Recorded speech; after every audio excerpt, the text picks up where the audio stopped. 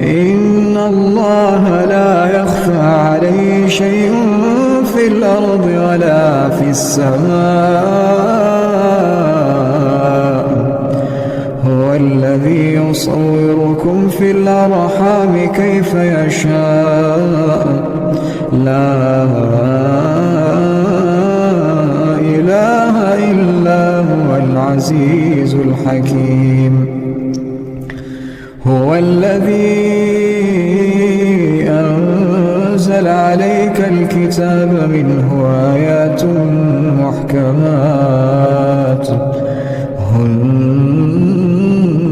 أم الكتاب وأخر متشابهات فأما الذين في قلوبهم زيغ فيتبعون ما تشابه منه ابتغاء الفتنة